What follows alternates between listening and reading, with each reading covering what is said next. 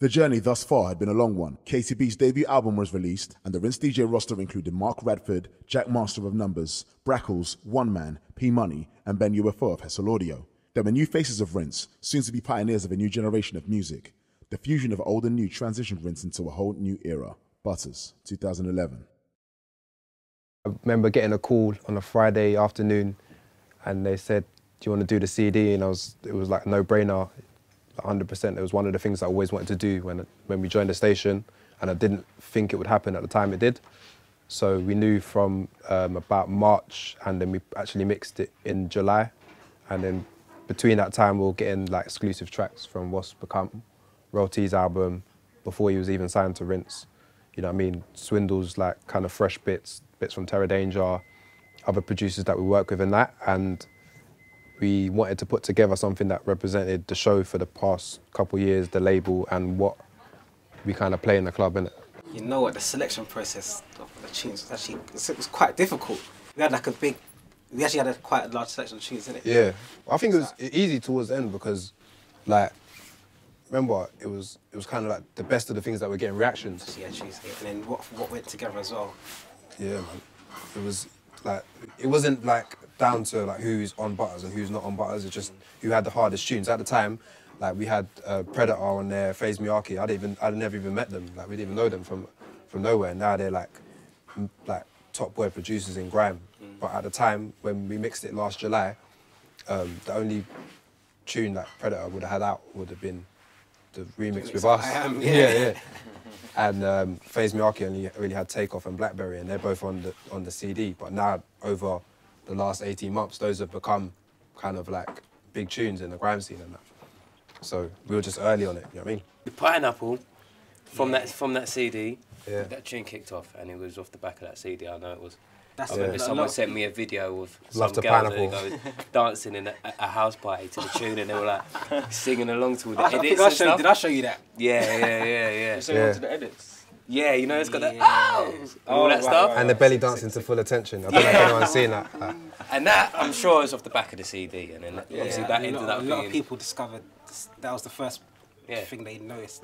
But so all of us, okay, the CD, cool, who's Swindle, who's Royalty, who's Terror.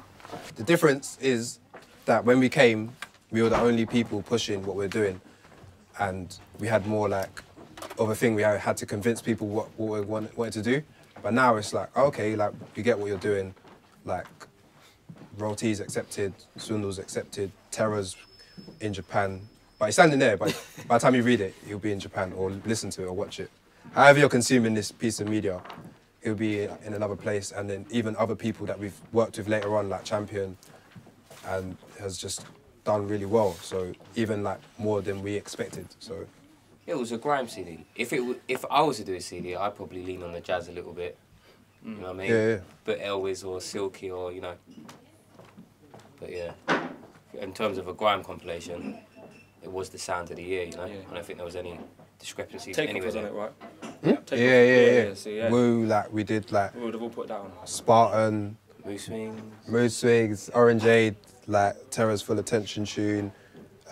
We got P Money on there, Trim, Wiley, DOK, Starkey, like a whole bunch of cats, like just like ranging from vocal and instrumental and young, old, new, unknown. It's weird because I was paying for them raves not too long ago, so you know what I mean, you go from paying to getting on the guest list, getting on the station, then being on the station for so long and wondering why you're not playing, and then and then end up playing.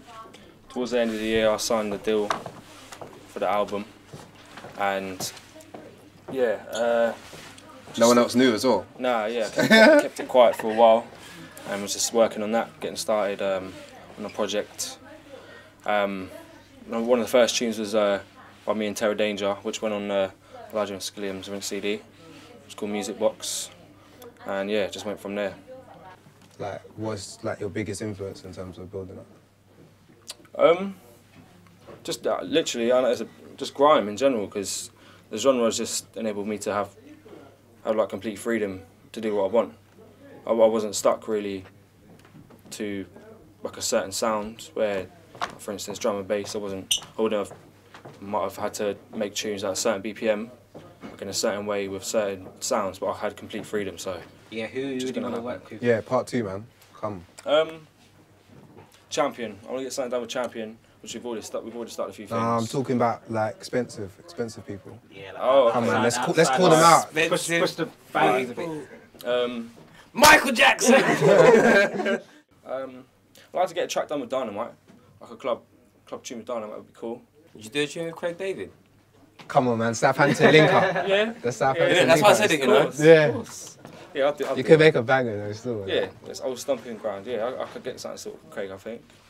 But yeah, we'll leave. Craig, you know. First name said. Wait, give me a minute, Craig. I want to just take the mick anyway and just do something that's like completely outrageous. Yeah.